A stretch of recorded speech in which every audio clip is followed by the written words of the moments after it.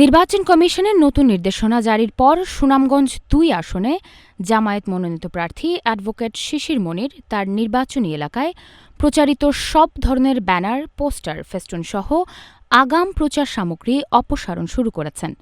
১২ December শুক্রবার সকালে দিরাই পৌরসভার প্রধান পয়েন্টে নিজের পোস্টার নিজেই নেমে অপসারণ করতে দেখা যায় তাকে। জানা গেছে, ১১ ডিসেম্বর গণভোট ও ত্রয়োদশ জাতীয় সংসদ নির্বাচনের তফসিল ঘোষণা করেন প্রধান নির্বাচন কমিশনার। তফসিল ঘোষণার সময় ইসি ৪৮ ঘণ্টার মধ্যে নির্বাচনে অংশ নিতে আগ্রহী সম্ভাব্য প্রার্থীদের নিজ উদ্যোগ ও অর্থায়নের সব ধরনের আগাম প্রচার সামগ্রী সরিয়ে ফেলার নির্দেশ দেয়। তিনি জানান, গতকাল নির্বাচনী তফসিল ঘোষণা হয়েছে। সেখানে বলা হয়েছে ৪৮ ঘণ্টার মধ্যে সব ধরনের পোস্টার, ব্যানার সরিয়ে ফেলতে হবে।